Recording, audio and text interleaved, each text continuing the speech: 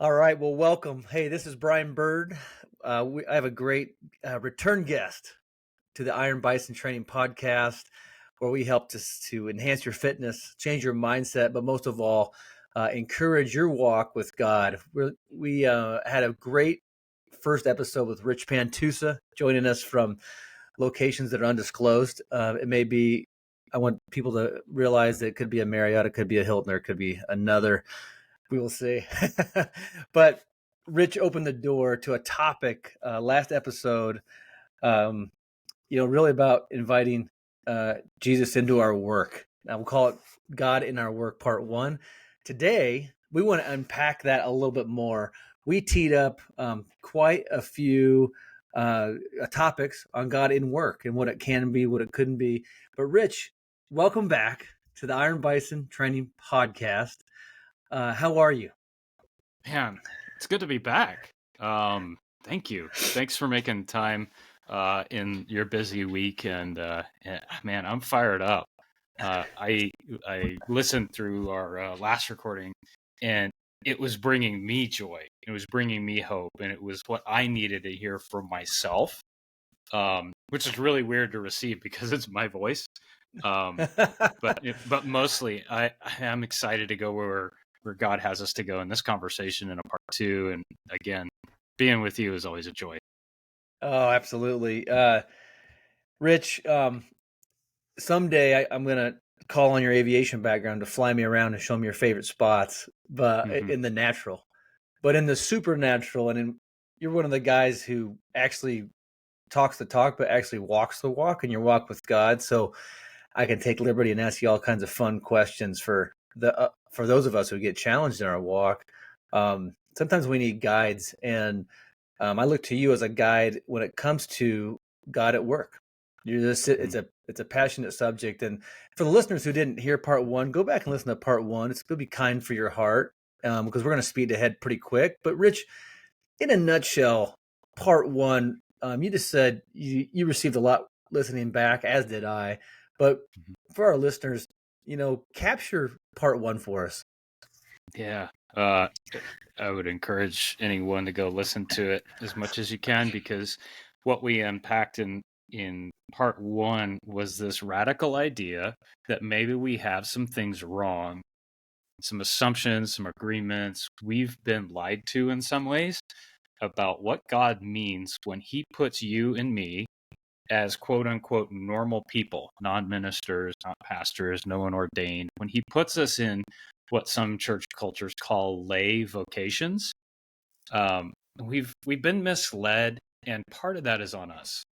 Part of that's our fault because we've pushed a responsibility and kind of our own call in our hearts for union with God and community with him. We've outsourced that to our pastors, our clergy, quite a bit too much, and we've expected them to come through. So what we unpacked was the fact that God actually puts us in our workplaces on purpose, wherever that is, from the gas station to the CEO corner office and every place in between. He put us there on purpose, and he has a lot to say to us about it. And so I'm just, as an interested, wounded man in process along with him, asking him some questions, and he's been so faithful to answer them. Yes. And Yes. everything that we unpacked in episode one and where we're going to go today is just the tip of the iceberg. And so my heart for anyone that engages with this content is to take it to God and let him show you his unique heart and purpose for you, especially in the 9-to-5s, in the workplace, wherever that is, whatever it looks like, inside, outside, trucks, vans, cars, airplanes, whatever it requires. So you just posed a really disruptive idea for some folks. We have an intentional father who has an intentional purpose for our work. Just want to sit with that for a sec. An intentional father who has an intentional purpose for our work. I'd like you to, Dorothy Sayers is a British author. She wrote an essay, 1942, that really captures where we're heading today. Rich, do you want to summarize that and unpack that for us? You brought this to my attention, and I thought, what could be something written in 1942 have to do with how I'm feeling, operating, or working today? Yeah. And actually, it might be everything. Take it away, Rich. So, first shout out. This came into my comprehension. It came into my view through the faithful teaching, actually, of a pastor. My church. Shout out to Andrew Arn at New Life East in Colorado Springs. He read snippets of this essay in encouraging this message in the first place. He's the one that got me really excited about this. Dorothy Sayers was a British essayist and an author in World War II in Great Britain during the Great Bombings. Wow. They were getting bombed, and something in her mind, in her prophetic mind, she wrote this 10-page essay called Why Work?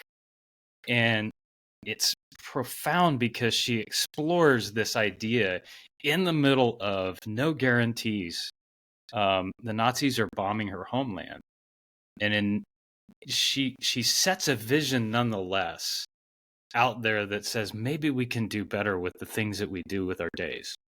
And it's a phenomenal read. I'm not going to summarize all of it, but the point that she makes is summarized in just a couple paragraphs that I'd like to read. And I want to read this with empathy and just a way of introducing the fact that we understand you.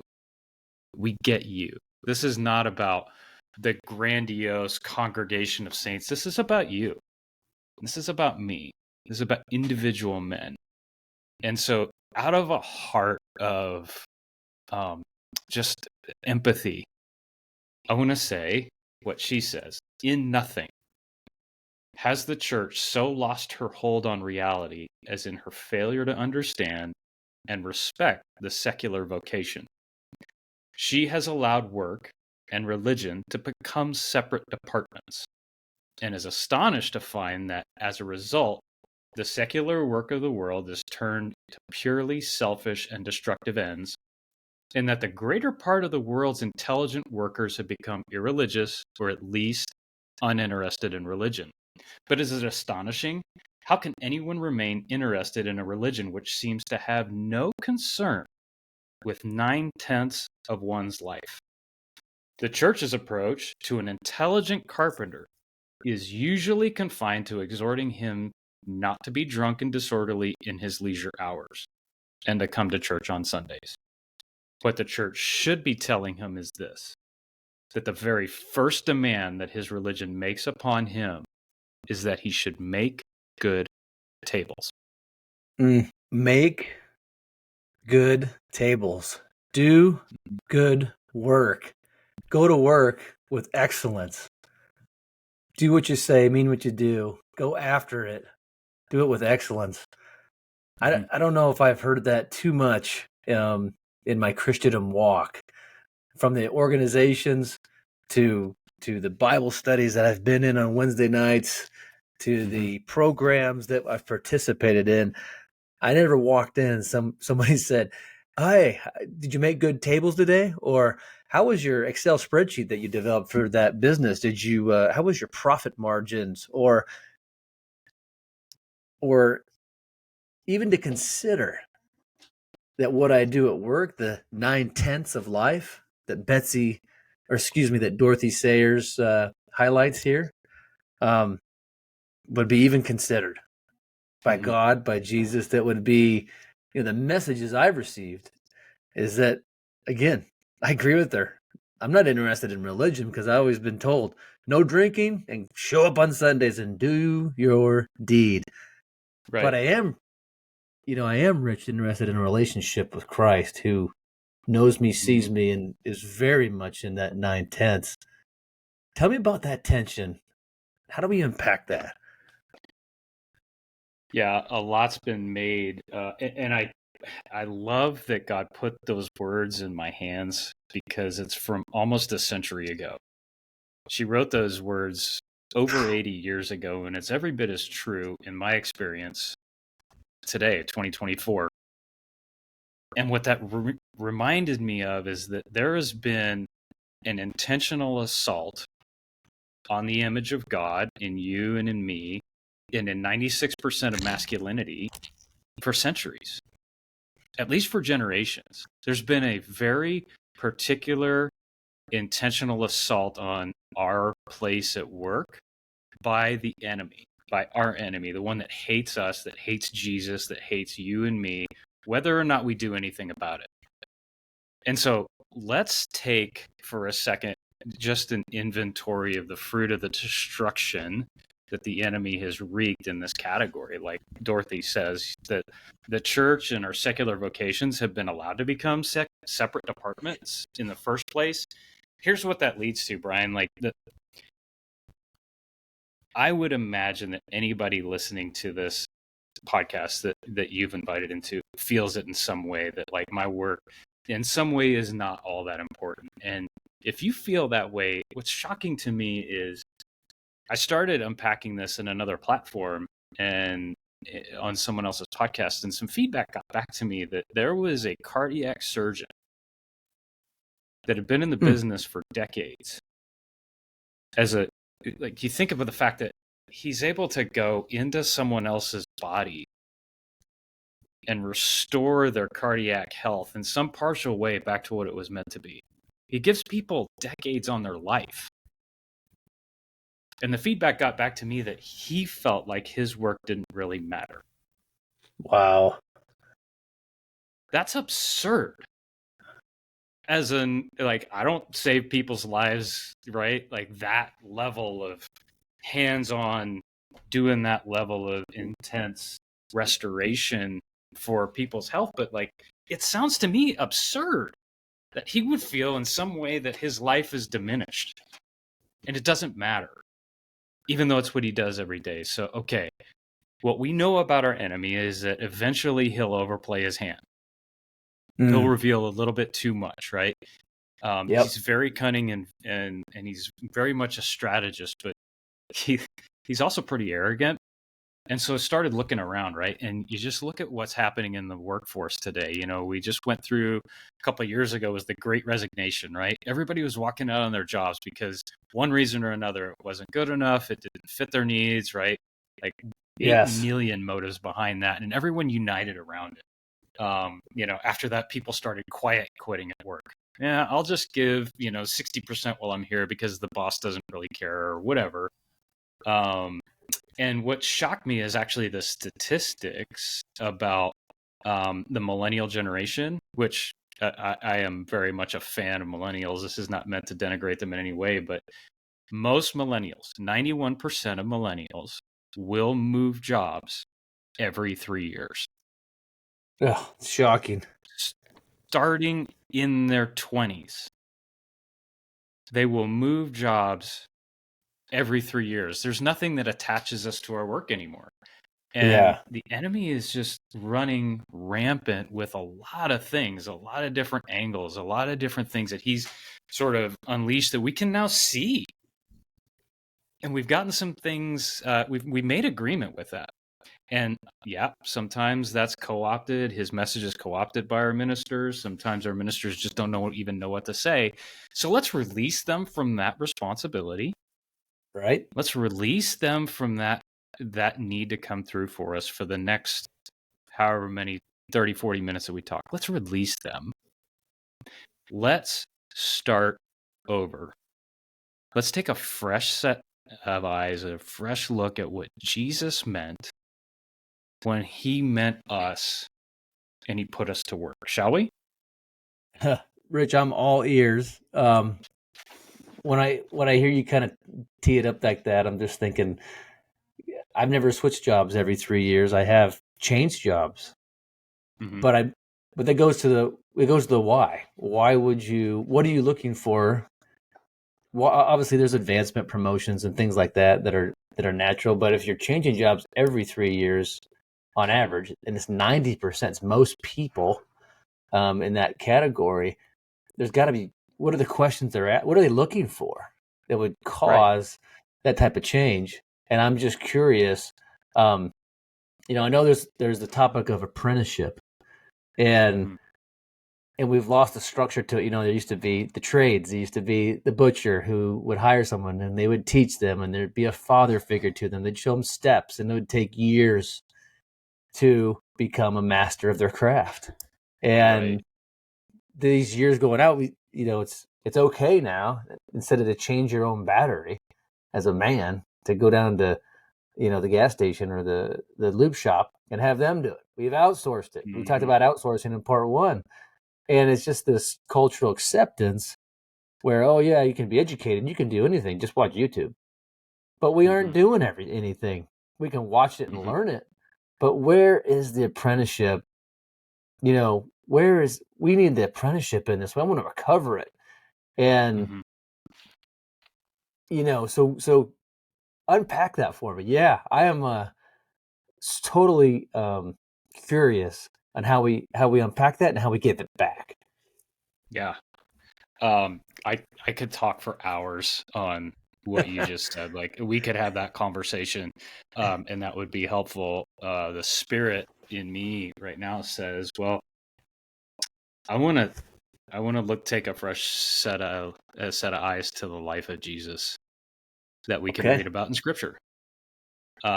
We to borrow from our first episode, we talked about, God had a very specific design for his civilization, for his chosen nation, right? This tribal mind, this tribal mode, where there were some folks that were set aside for the work of God and serving his people, and then everyone else was released to do the work of the nation, right? The agrarian stuff, the craftsman stuff, the business stuff, all of that. Like, he has a very specific design for that he revealed to us. And then he brought Jesus on the scene.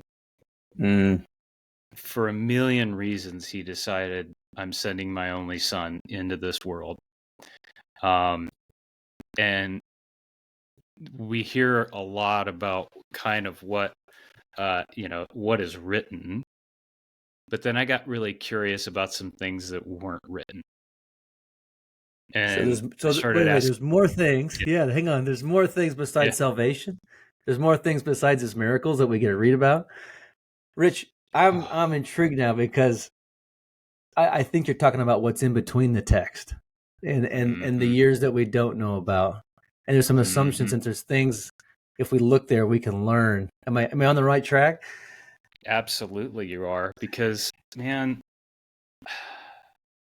to know Jesus as he really is, you can't help but want to be around him. And we know this from the fact that so many people wanted to be around him that were the outcasts and the losers, the ones that didn't have really a place at the table. Jesus went and ate at their place. And so to know him is to love him. I want to know him more. And if the Jesus that you meet in Scripture is not captivating enough, let me open the door, pull back the tent flap if I could, show you a few things.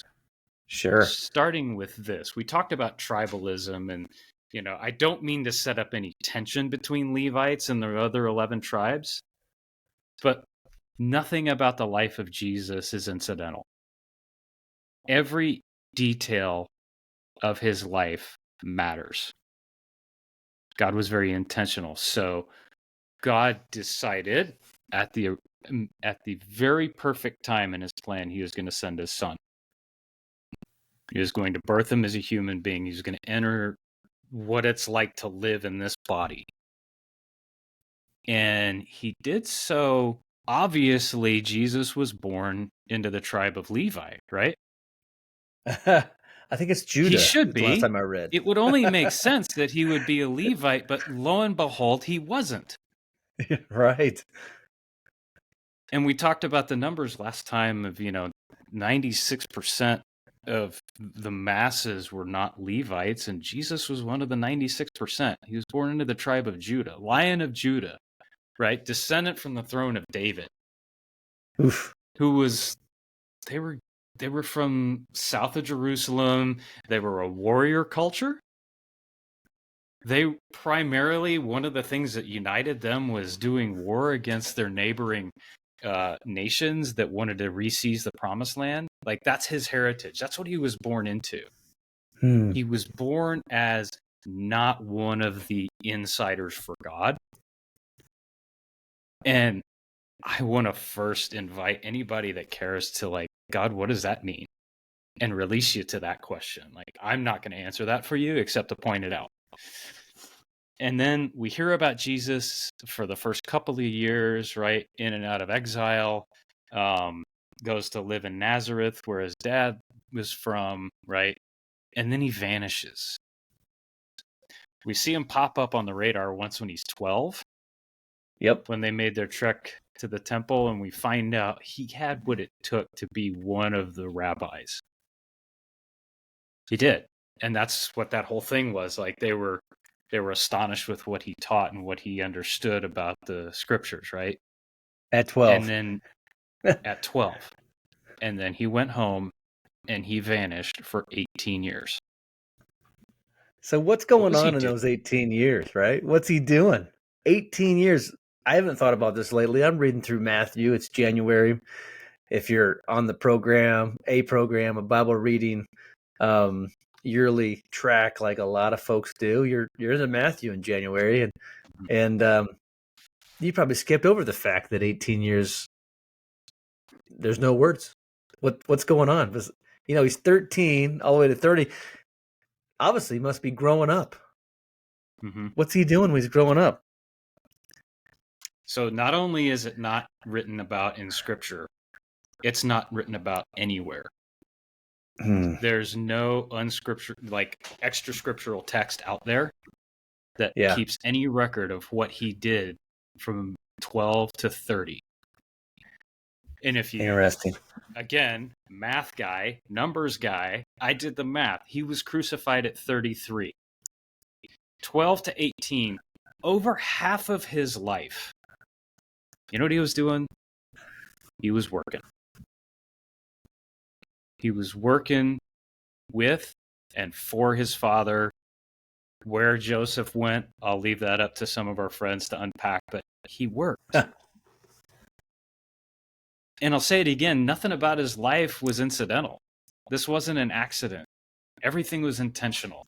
Was he just working so that he could grow enough, wrinkles and, tan on his skin so that he would have some credibility when he was released into the ministry? Maybe not. Or was this a really intentional choice on the part of his father to put him into a context where he could be initiated? Yeah. What I think about, the word initiation comes up. We unpacked it last time a little bit, but when I think about him going into obscurity, working, what comes up in my heart is like, wait a minute, he's like me. Wait a minute, I'm an American. I'm not a Jew. I don't have Jewish lineage, but he went into obscurity. He didn't come in as a Levite. He came in as a worker, and I'm a worker. And wait a minute, could it be that he wants to relate to me? Could it be that he wants to show me the way? Wants to lay it down? Like, humility and obscurity and ordinary are words that come up in my heart. I'm like, wait a minute, he's a king, but he's born in a manger. Yep. He's the most powerful person in the history of mankind, but he dies on a cross. Of course, he rose again. But there's always this invitation. Like, what? Tell me about the initiation of these 18 years. Wow. Well, think about it. Like, just let your imagination run for a minute in what God wanted to teach him through those years of working. Like, you're right, he was ordinary, yet he had the heart of a deity. He created this universe down to the very finest detail. Jesus made this earth. And then he humbled himself to put on our skin and our flesh and let God, he consented, he said yes to letting his Father initiate him so that he could handle the power that was set before him. He had to learn how to handle it. So just a few categories, right? Like Yeah. what he did as, the scriptures call him an artisan, right? A craftsman, a tecton, whatever that is, a lot of people have meant, carpentry, whatever he did. He worked with his hands and he made stuff. He And fashioned stuff. our good friend Jay Hack has unpacked this a little bit more. Actually, Right. tecton, if you go into the, in the history, there's a pretty good link to stonemason. He's cutting Right. rock and building Yep. foundations. That's a little bit different than a Mhm. carpenter because that area was just so full of these quarries and so even more ordinary. He's making rock, cutting rock, Right. building things. Right. But whatever he was doing, can you imagine being God and everything that you've made in your entire existence for eternity is perfect? And then you constrain yourself to human hands. Oof. Right? How did Jesus learn that it's okay to start something, to introduce something to someone, to break their mental constraints, and then walk away? How did he learn that something was good enough? How did he learn? Because if you are perfect and and you're constrained by human hands, nothing will ever leave your shop. Right. Until it's Right. perfect. Right? He had to walk with his father to say, like, okay, is this good enough? Yep, ship it. He had to learn how to put his tools down when his father said, okay, that's enough for today, so that he could get away with them. That engage retreat model that we see him use so much when he's engaging someone and, he's getting momentum built and then he vanishes. Where did he learn that? Where did he learn that there were others that he could trust? Because if he was God and he was unlimited, where would there be room for anyone else to co-labor with him? Right. It'd be control, Right. just control the whole thing. Right. Instead, he's opening up his hands. Yeah. Yeah. There's a lesson there. And even like things like he worked for the sake of not being remembered. He was ordinary.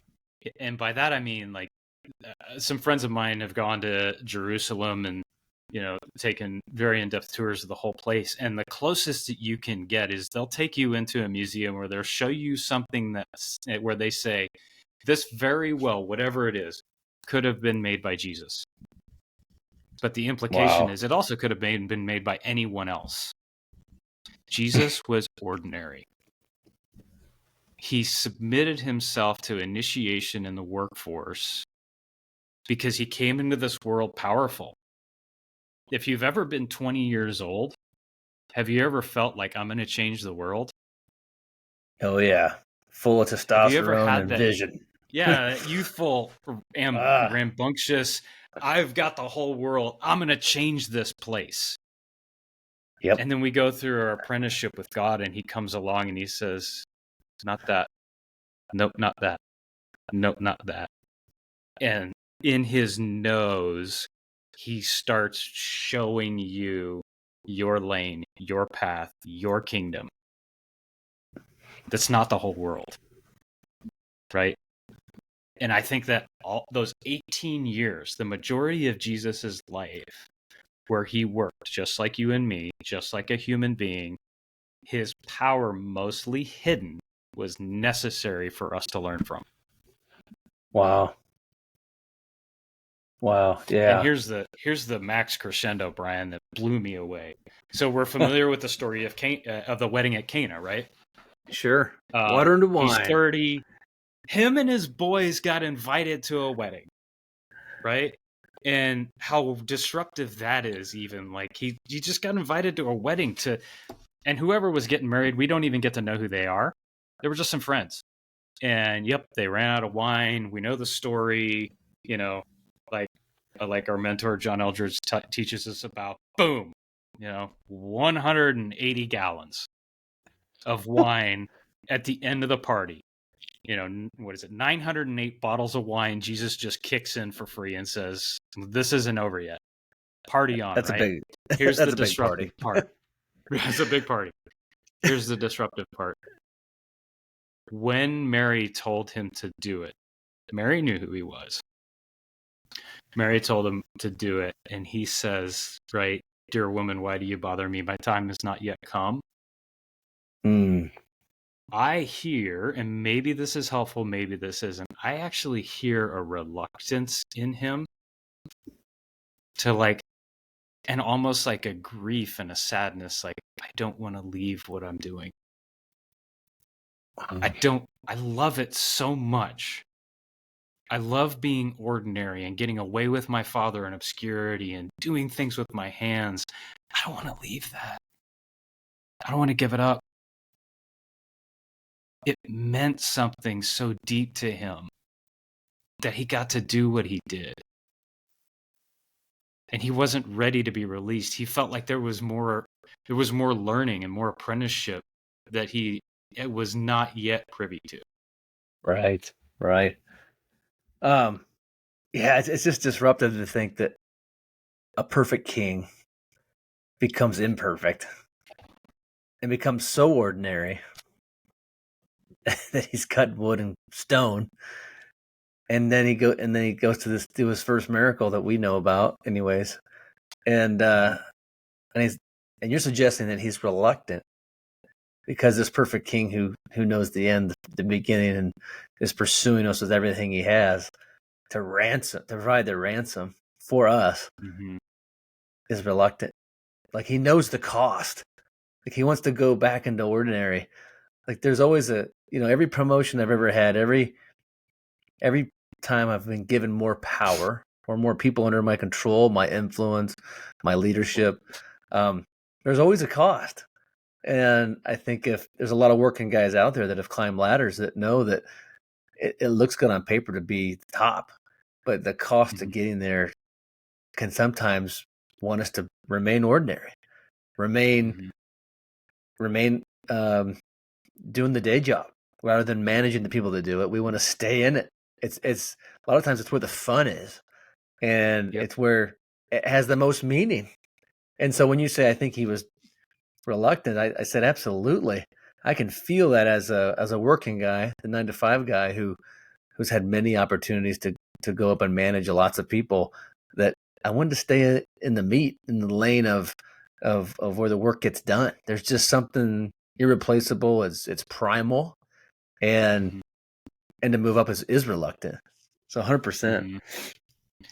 Yeah, and so that's a unique revelation of his design. If it's a pretty universal feeling, like if there's a promotion coming that's going to take you out of the shop, whatever that is, out of the doing of and the creating of the product and whatever, there's a universal reluctance that I don't think we talk enough about it. Because up and to the right, the normal cultural model is that we progress, we promote, right? You learn so that you can teach, so that you can manage, so that you can lead. And that first real promotion out of that, the actual doing of the work, like there's so much that is in that and behind it, and in our desires to like actually do the thing and learn how to do the thing better. Right. And so what you're onto, Bryan, is interesting, because Dorothy Sayers again talks about it in her essay, that if we are going to believe and agree with everything that's just provided for us and not actually think critically and ask God, then we miss out on so much of God's design, down to the greatest commandment. And this is one of those things that I feel like at the root cause of why we don't talk about this very much is that we've been misled and we've agreed with partial truths. And one of the things that you will hear quite a bit if you bring up the topic about why am I working here, right? Dorothy Sayers writes about manufacturing underwear, right? Ordinary. It's a beautiful essay, right? Like, Yeah. why am I working here? She says that what you'll be answered, the answer that you'll get will sound like you are there to love the people around you, right? You're there to reveal Jesus to the people around you. And that's true and partial, and therefore not enough. Right. if the greatest commandment is to love God and love others, you've got half of that right with that answer.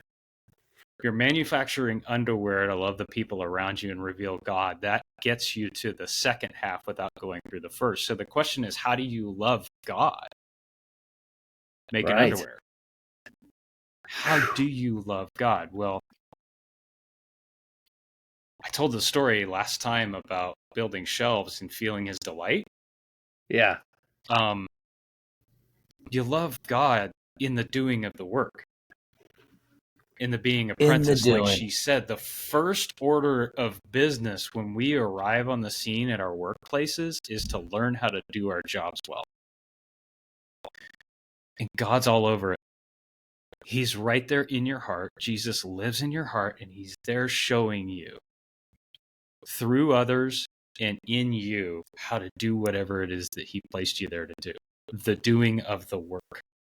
So Rich, when I hear that, I think, great.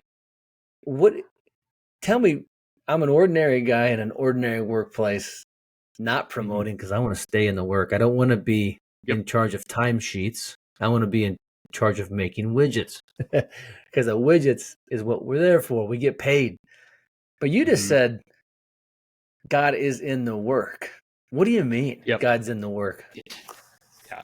And again, like episode 1, like there's nothing that I can think of that we do with our days that's not in service of God bringing his restoration to everything in the world. Okay. Nothing. From AI development down to, again, the gas station attendant. His pleasure is in the thing that we do. And what we've lost is the ability to ask him for it. Father, what do you delight in the thing that I'm doing here? And, I'll pick on the gas station attendant for a minute, because how many times are you rolling down the street, right? Or you're rolling down cross country somewhere and you need a rescue? Something small, something big, right? And you're working the night shift. Somebody rolls in with a flat tire and you can be there for them, to provide just a warm building to come into for a few minutes, right? Or be a face, or provide something for those travelers that they need, that says you're going to be fine. There's no lack here. We live in a kingdom of abundance. And for you to be a reminder and a bastion of God's abundance by providing what you're there to provide, right? This isn't so much about loving others. It's about creating a space where people can come in, exit 253 off the interstate in the middle of nowhere, to say, God's abundance is everywhere. What do you need? Right? You're creating an outpost of the kingdom. Yeah. I'm inspired when you say that, because so many people run over this idea, and it's always about doing for God, earning, performing. But the fact that we have an invitation to provide an outpost of God, of kingdom of influence, wherever we're at in the world, whatever job ladder that we've climbed, is a huge category, an opening. Like, I can actually provide an outpost of the kingdom of God in my workplace. I can build a wall, I can put a roof on it, and I can say, come on in. You can experience God in my shop, in my office, on my calendar, in my virtual AI world, in my software even. That's a disruptive thought, and it's all true. I can actually experience him in that way. Rich, how have you experienced him, to put you on the spot, in that way? If we have a listener this is a new category, like, wow, I can invite God into my work, I can experience him, and I can outpost and actually be an inviter for others to experience the same thing. What would be a practical way to hold that tension in my workspace? Inspire me. I'll get there by just sort of posing the idea out there that there's no conquering any skill. You can be the best at something, but there's still room to grow, right? There's always something more to learn about anything that you do, from, marksmanship to tech development to, entrepreneurship to, making the next great whatever. There's always something to learn. And when you learn it, and when you get that, whatever that skill is, whatever that concept is, like, for me, being able to learn the ability to communicate, because I work in aviation, but like my true heart is to be a teacher and to be an instructor. That's part of the expression of what God made me to be. Sure. And so it's not about other people. When I tell this story, it's about what God does in me. When I ask him, okay, I have to teach, I don't know, basket weaving, right? I have to teach basket weaving to this person that's never weaved a basket before. And of course, I don't actually know how to teach basket weaving. It's it's an analogy here. But when I have to teach someone how to do something that, and I don't know how to do it, and I ask him, and we work it out over the course of, maybe one or two tries, maybe the course of years, where again and again, and I refine how to teach this so that that moment when someone else gets it and it works. Yeah. When I'm helping the industry that I know well, when I'm helping continue it and carry it on, and I teach something, again, not about the other person, it's about what God is doing in me, in my heart, and in my strength. It brings me alive. I come home full. I come home affirmed. I come home like, look at what I did today, right? And I know that's a pretty soft example, but the same can be said when, if you're an automobile manufacturer and you come across the next great innovation, right? You learn how to do something with a little bit more economy, and it works better. You make a modification to an engine where it creates just a couple more horsepower, right? Yeah. And you feel like you've just conquered the world, right? Like you feel invincible. I can do anything. We all have those spectacular moments, and there's no one left out. Like that feeling of satisfaction. I did something. Like it's the expression of joy. It's like God getting access to all of you to say, yes, that's right. I made you to be powerful. He made us powerful. Yeah. And here's how I know that. So if you go into the New Testament and you look for the word work, Jesus knew work really well. So did the Apostle Paul. He knew work because he worked while he was out ministering to the Gentiles. He knew work, and the word that he chose to use, especially when he talks about work and God doing work in the world. Yeah. So that word he uses is energeo. It's Greek. And that means to put forth power, to release power into the world. Work is you and me releasing power into the world. Oh, wow. And one more biblical sort of word. When we talk about power, especially like the power of the Holy Spirit, that word is dunamis.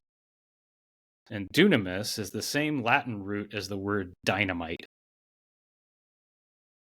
God made you and me powerful. He filled us with his power that has the power of dynamite, and he set us to work to release that power into the world. That changes the context of work for a lot of people in those terms. Mm-hmm. I'm here to release power through my work, God's power.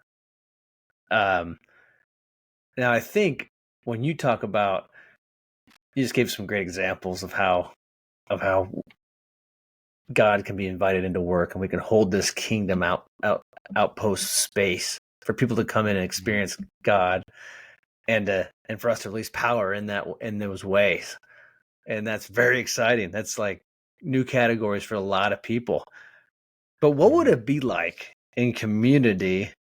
That's your personal world we talked about. But what would it be like in community if you and I and 6 others were all coming around to bless each other in our work? And I'm not talking just a mastermind for business to make more money because we're going to trade skill sets.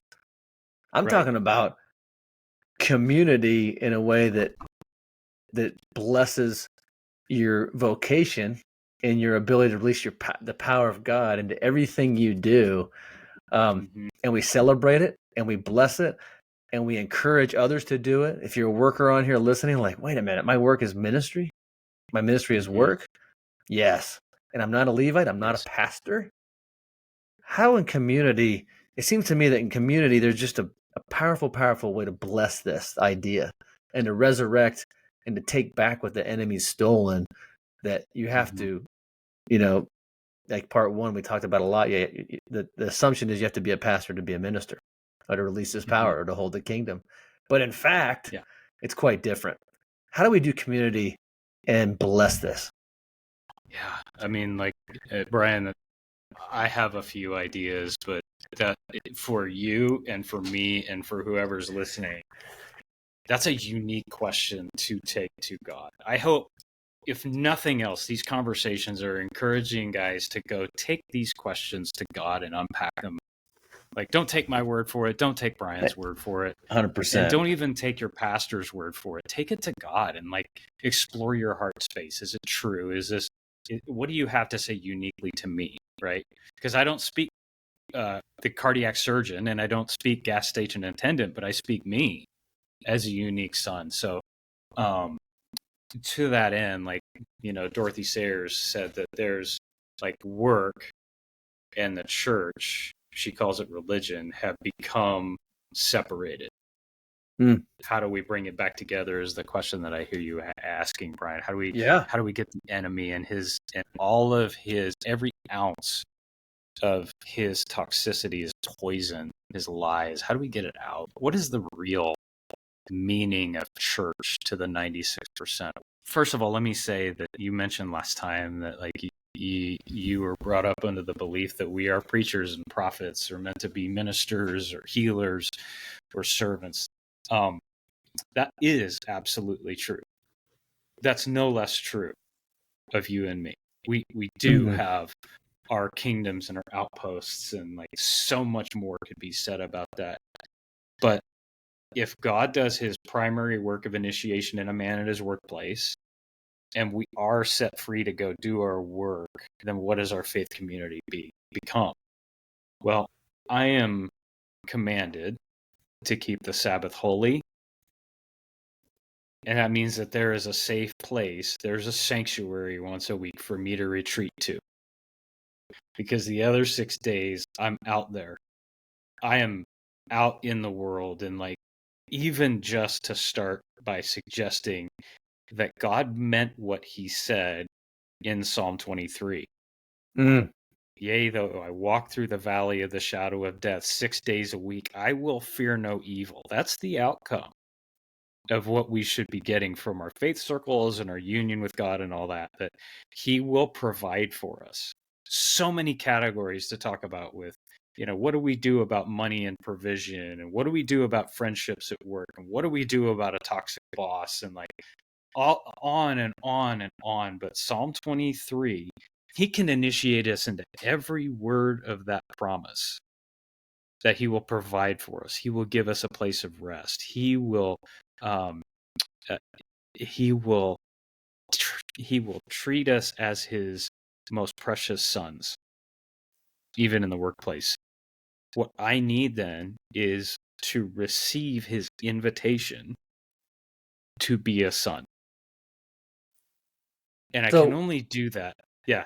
Yeah. So if I need to receive his invitation as a son in my workplace, that's a big invitation. That's probably a new category for a few folks. And to receive invitation to him, I guess on the surface, what comes up was, well, they told me I can't pray at work, and this coach got sued for praying on the football field, and right. And what do I do? And there's all kinds of of secular laws, motions, education, separation of church and state, all kinds of lines that have been trying to be drawn to on the surface to bar me from even praying in my workplace. But you're saying I can invite God and I can receive sonship in that workplace, and that can lead to outposts and people. How do I do that? What's that look like? Yep. Man, you are talking to my trauma.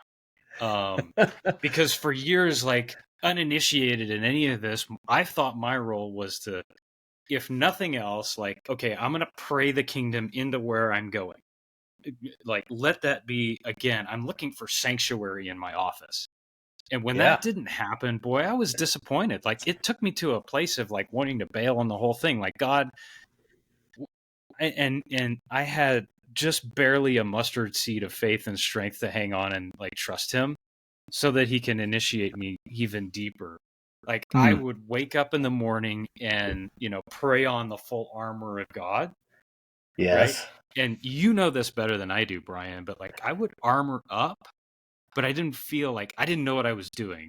I would put on the armor, but then I would also like want to clinch because I didn't trust that the armor was going to work. Oh, wow. Right. You put on a Kevlar vest, you can make a pretty decent assumption that if you get shot center of mass, it's going to do its job, right? Yeah, it's a good assumption. Right? So I'd put on the armor, but I'd still come in clinched. Like, don't let it get on me. Don't let this world, don't let this toxicity, don't let, like, the stuff that's around me, don't let it sink in. And it, like, I felt as if it was all falling off by 7:45, and that didn't work. And so what I learned about armor is like, put it on and then trust that it's going to do its job. Oof. And then show up wholehearted, show up full, show up myself. Understand that I walk in so much covering and so much grace. And like when God says, like the scriptures say that he releases the spirit of sonship, I believe that, like, and I ask for it. God, I'm your son today. Release that spirit afresh on me as I walk into this place. And right, like you name some things of like, oh, they're trying to get all the evangelicals out of my workplace, and I can't have faith-based imagery up in my workplace. Whatever. I want to ask a really challenging question: are they outlawing Jesus, or are they also sick of the religious spirit? I'm going to go with option number 2, Dr. Pantusa. And we may we may be closer than we think in our viewpoints. Correct. Than what the news cycles and what all the rhetoric and the division that is implied through tweets and judgments. The folks that sit across from us that have different perspectives and that are different lifestyles and that are different viewpoints, they may be a lot closer to to our invitation, our kingdom outpost, than anybody wants to admit. And I think the invitation, for me, is to say, how do we love that person better? How do we honor them? How am I going to create a space that's going to honor someone who is maybe exact opposite in what I believe and lifestyle, and in a space that it could even be warm enough to be family and to break all kinds of assumptions. I don't want to steal your thunder. Yeah. That's where. No, that's you're so right on, and that's necessary to hear. If it's necessary for me to hear, because I hope that your audience can comprehend the toxicity of the religious spirit and religion. Yeah. And, just the absolute travesty that our enemy is unleashed through it. But Jesus was only not welcome in one place. And that was in the context of religion, right? That's who killed him. It wasn't government. It wasn't secular work. Every place he went, he was loved. He was accepted with open arms. And the only people that turned up their nose at him was religion. So what is it about all that? Like, and again, opportunity for initiation and apprenticeship in that regard. Like, how do I live out my faith in my work? And so maybe if I turn my soul from that position of orphan to son and open my heart to the fact that I have so much more to learn that I know, it could very well be that our Father is tapping in that place and saying, "Hey, maybe if we drop the arrogant posture a little bit more Yeah. and put on love, and maybe the arrogance is blinding us to the fact that so many people around us love God too." Yeah. That's a huge invitation that it is possible that I could invite God into my workplace. That I could hear from him. And I want to really encourage our listeners as we kind of wrap up part 2, because there needs to be more parts. But the risk is that we ask. Mm-hmm. Our good friend Pablo Cerrone, simple prayer, but powerful. Jesus, I'm your son. Father me. Mm-hmm. Every morning he gets up and says that prayer. Jesus, I'm your son. Father us in this conversation. Father us Mm-hmm. in this workplace. And the other thing I hear you saying, Rich, is we got to depend on him a little bit more. There's things we can do and give up control and pray and give him room to come in and sometimes turn water to wine. Sometimes take a situation in work that seems bleak and turn it around. Because, and why? Because he loves his sons. There's an assumption that we sometimes overlook in our suffering and pain of work, that God is good and he wants to do something good for his kids. And I think taking that assumption into the workplace and risking it and saying, God, get in here, help change this situation. I need your help. I get humble, and I come at a position of a son who doesn't know everything and doesn't have it figured out. But by golly, I'm going to get into the kingdom. I'm going to get into the workplace, and I'm going to rely on him to come in. I'm going to do whatever I can do, but I'm still going to have faith that he's going to come in and meet me, and we're going to partner to create this kingdom outpost. Mm-hmm. So good. It's so good. For what purpose? And I just want to close with this. Yeah. We are sons of God. We have equal footing in the eyes of the Father as Jesus. Our destiny is to be kings in his kingdom for eternity. We're going to have kingdoms to rule over. And the apprenticeship and the training has already started. And if that means, just like you were talking about with your sons and initiating them into hard things, into going through hard things and enduring the unknown, how is this going to turn out? This might cost me my whole life. Mm. But to go through those experiences again and again with increasing intensity and increasing complexity, when we don't understand how most of it works, we are becoming the kings we are destined to become. We're becoming the kings we're destined to become. Rich, I can, as I see the stopwatch hit 60 at 1 hour, we've hit enough topics, and enough invitations, and enough trailheads. I want to give listeners some room to breathe after listening to this and just consider and invite Jesus in. Again, Rich and I aren't theologians, but we have a deep, passionate desire to walk with God and to share trailheads and on-ramps and invitations where you can invite God into your walk, into your workplace. And as Rich has so eloquently described, you can trust him in your workplace. He can be there. It can be a place of blessing. So thanks, Rich, for coming on part 2. Last thoughts. I just want to leave an image of, if we are sons and we're meant to receive, what would it look like if we actually took that seriously and were apprenticed in receiving on the church front as well. When we walk into our faith places on Sunday and we come empty and we come battled, scarred, and bruised and cut up because we spent ourselves in the field of our apprenticeship 6 days, and on the 7th day we come in for respite. What if that's what our faith experience on the Sabbath looked like? What if we came in spent and we were willing to receive the love that's available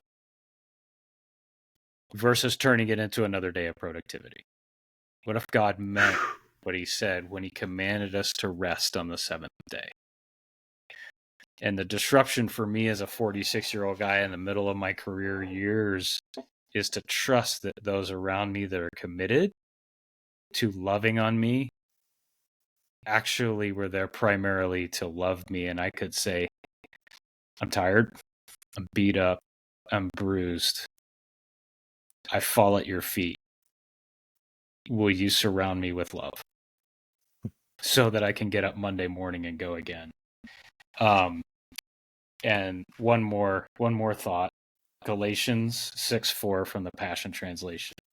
Let everyone be devoted to fulfill the work God has given them to do with excellence.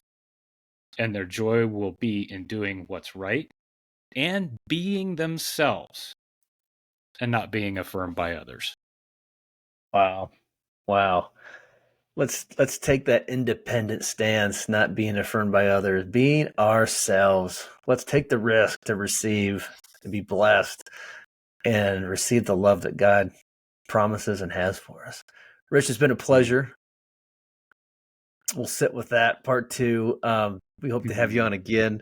But once again, thank you so much for the invitation, the challenge, and the reorientation of what's possible in the workplace and our work with God. Thanks so much. Well, thank you for the opportunity, Brian. Love you. All right. Take care.